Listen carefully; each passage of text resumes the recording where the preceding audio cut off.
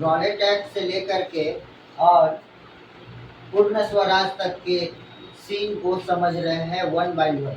ठीक है, सबसे पहले हम ये बताते हैं कि 1919 में 1919 में मार्च 1919 का मार्च में अंग्रेजों द्वारा रॉलेट एक्ट लगाया गया था।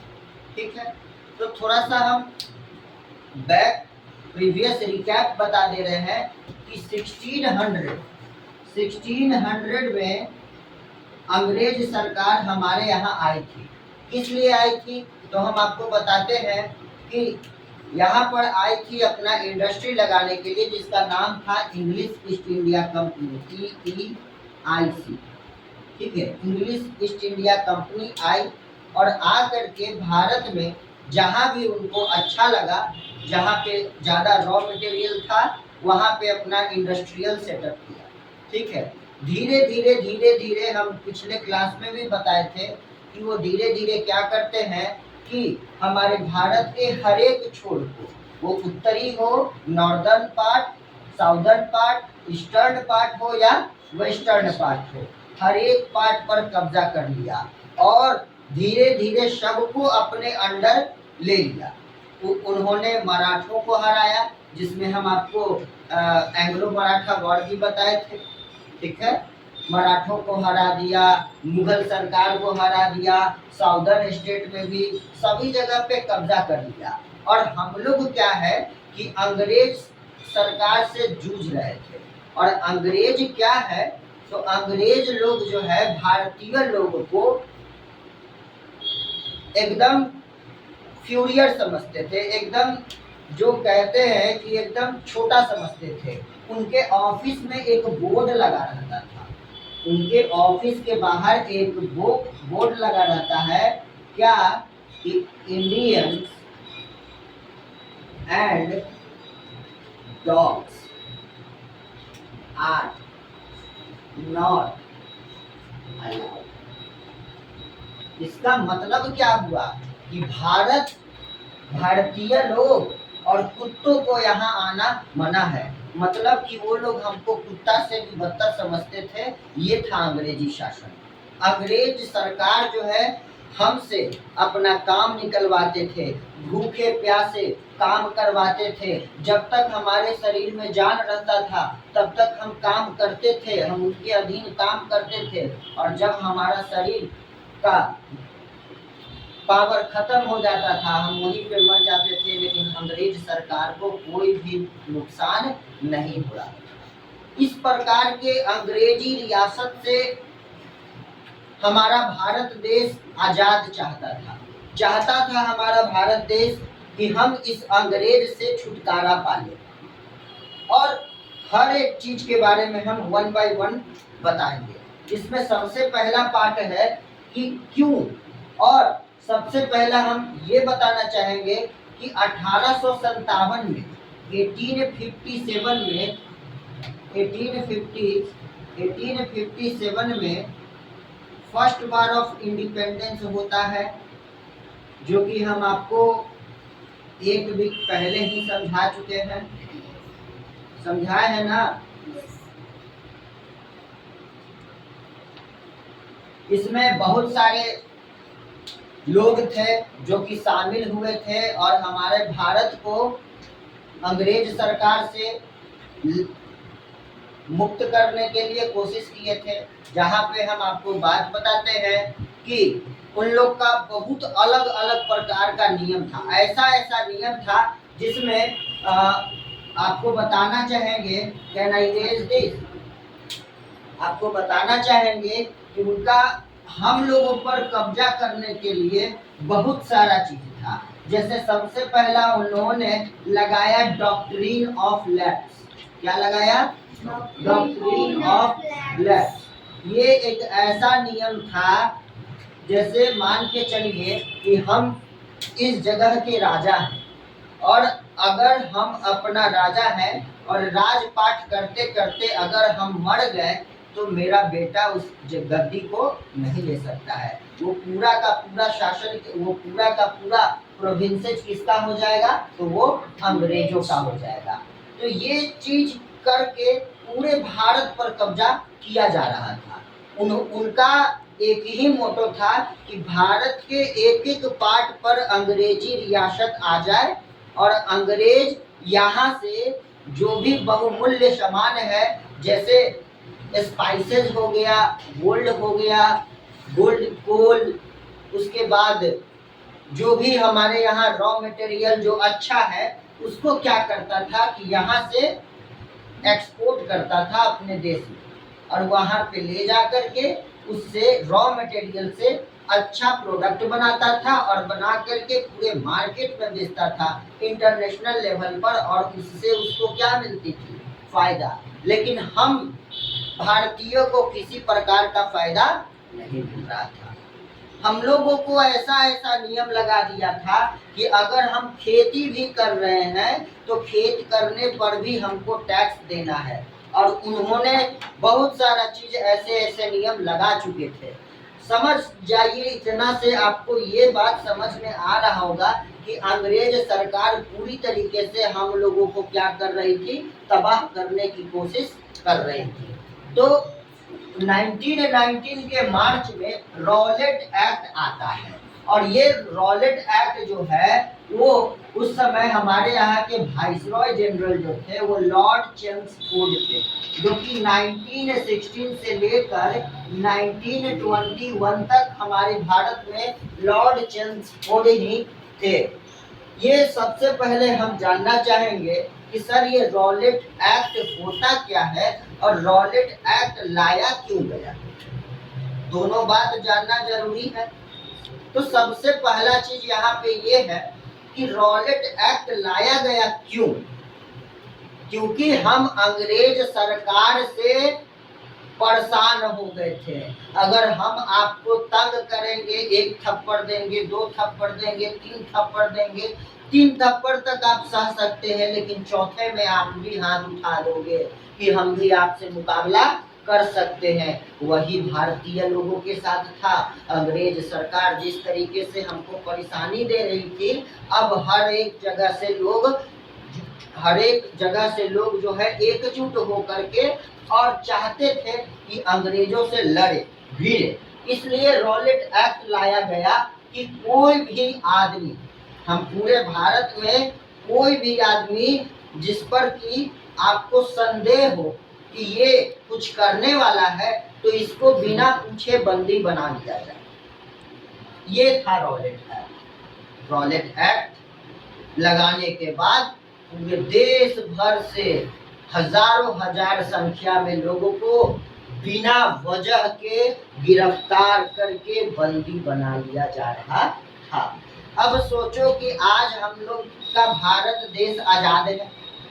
इस आजाद देश में आपको बोलने का स्वतंत्रता है, एक्सप्रेस करने का स्वतंत्रता है, कहीं पे शांति से संग्रह होने का भी आपको अधिकार मिला है, शिक्षा लेने का भी अधिकार मिला हुआ है।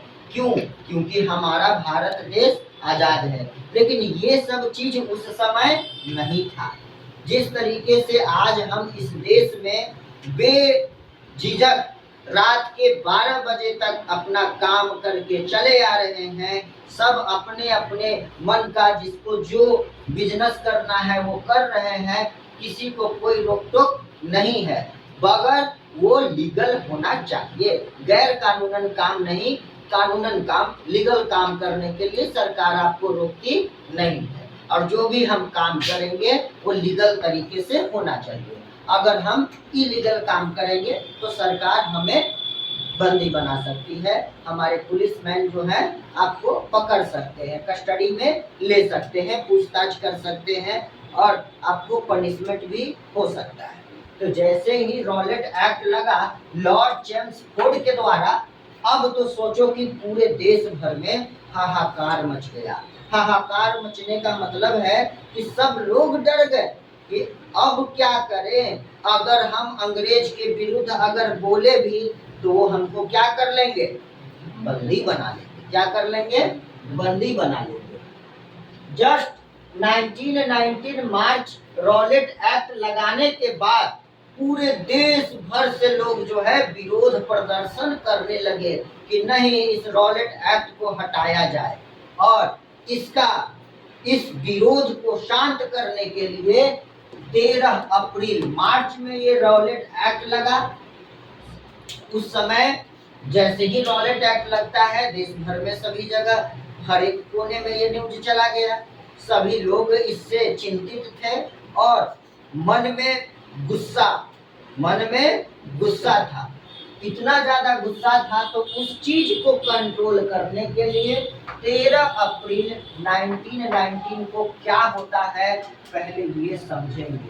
तो सबसे पहले आप बताइए कि हमारे देश में 13 अप्रैल के दिन कोई एक फेस्टिवल मनाया जाता है। क्या मनाया जाता है? तो बैसाखी का पर्व मनाया जाता है, जिसको हम हार्वेस्ट फेस्टिवल बोलते हैं। क्या बोलते हैं? Harvest festival. जी, हम हार्वेस्ट फेस्टिवल बोलते हैं इसको। और जालियांवाला बाग जो है एक जगह है जहाँ पे बैसाखी का मेला लगता है।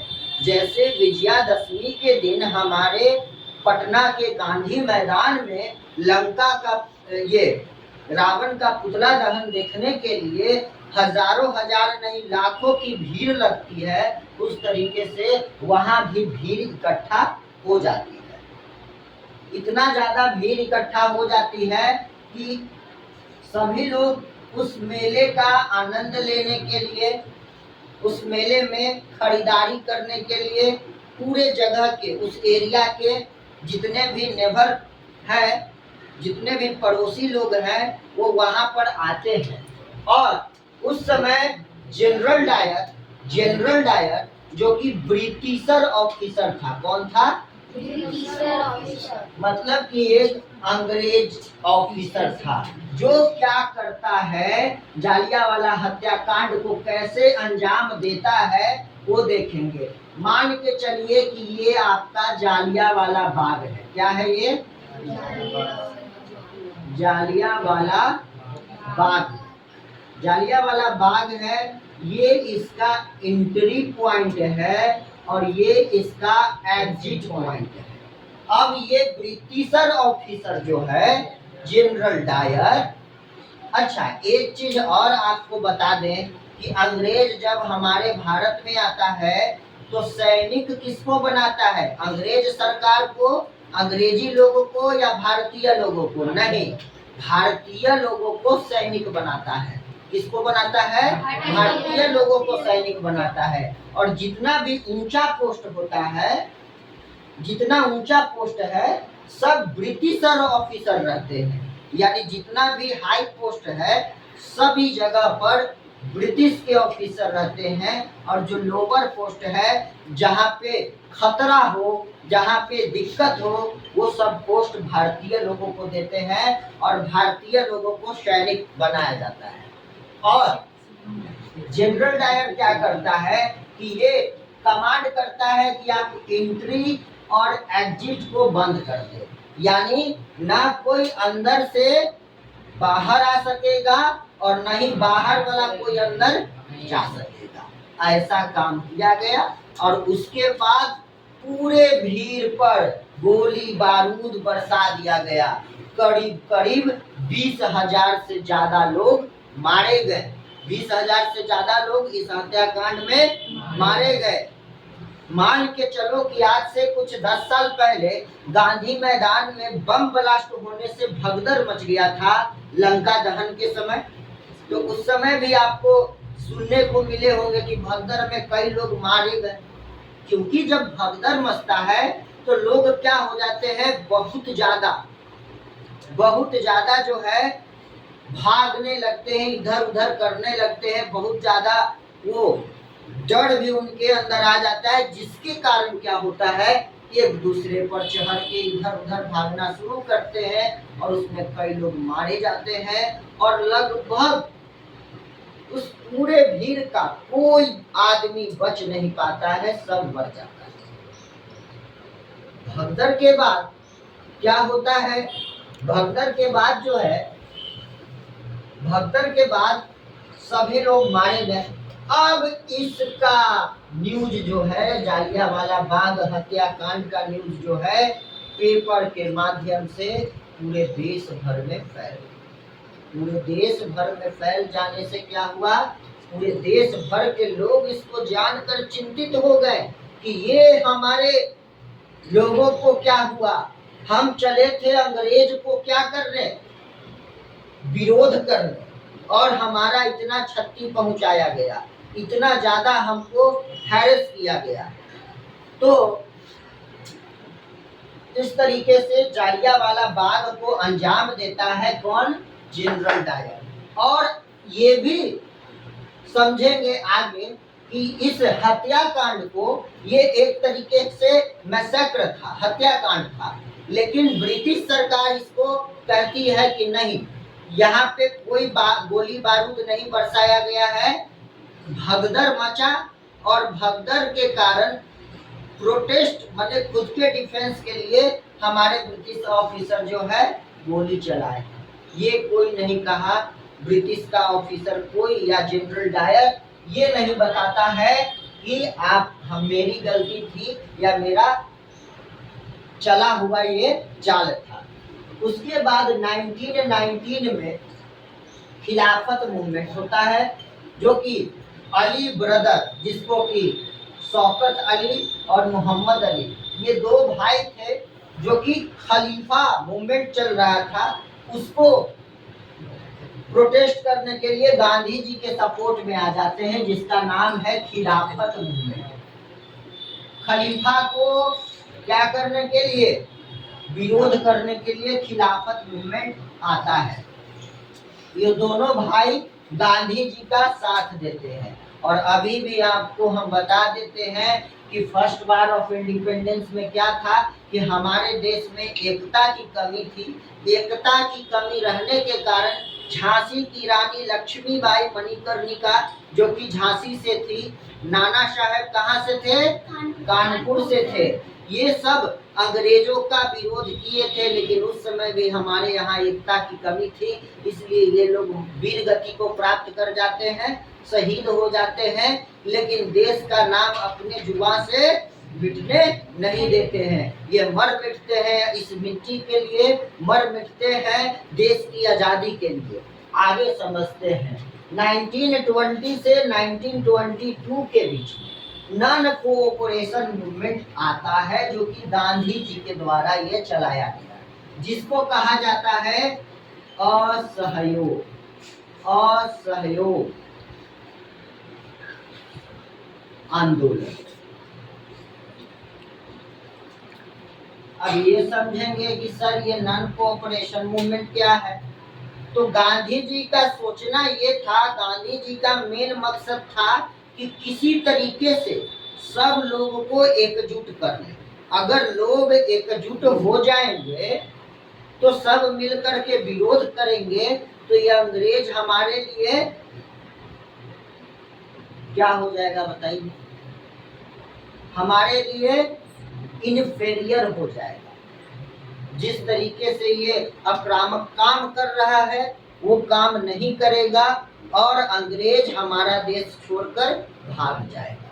तो नॉन कोऑपरेशन मूवमेंट का मेन मकसद था कि हम उसको सहयोग नहीं करेंगे, अंग्रेजी सरकार को सहयोग नहीं करेंगे। जैसे कि अंग्रेज का लिकर शॉप था, विदेशी शराब का दुकान था, अंग्रेज का टेक्सटाइल था यानी कपड़ा का था, इस तरीके से अदर बहुत सारे प्रोडक्ट का अंग्रेज हमारे यहाँ इंडस्ट्रीज खोल चुका था।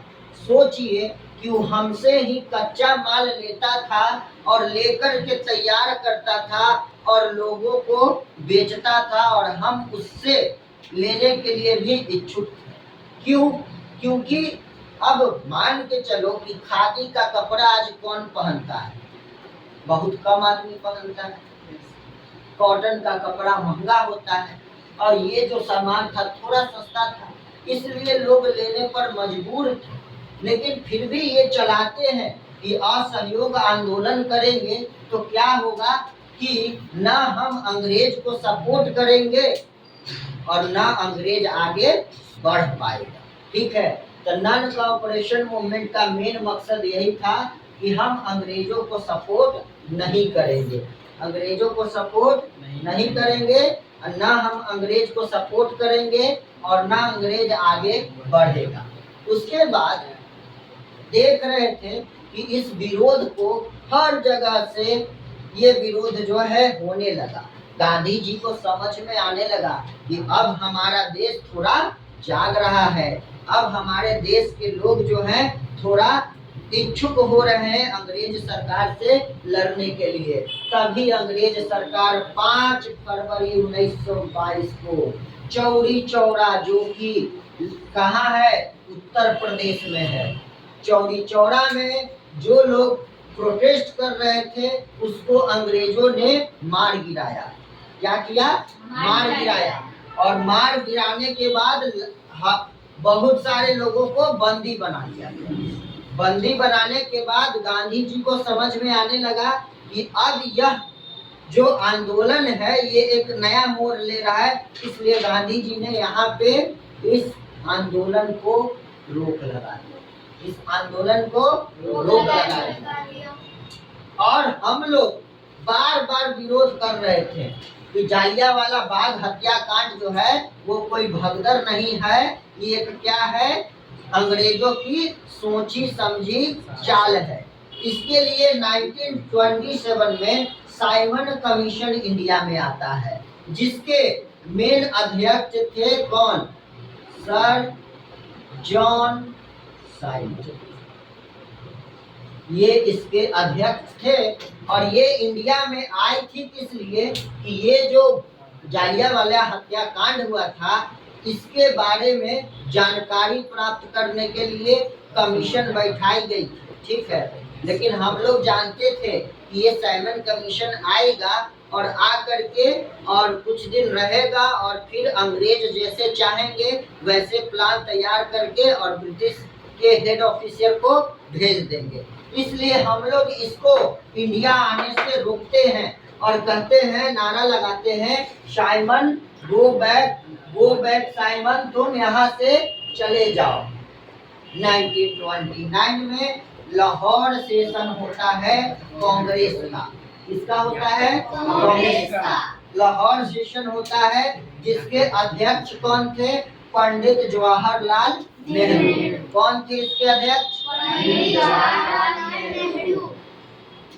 यहाँ पे पूर्ण स्वराज का गठन किया गया और लोग ये समझते हैं कि 26 जनवरी 1930 को हम अपना देश का आजादी का दिवस मनाएंगे, लेकिन ऐसा होता नहीं।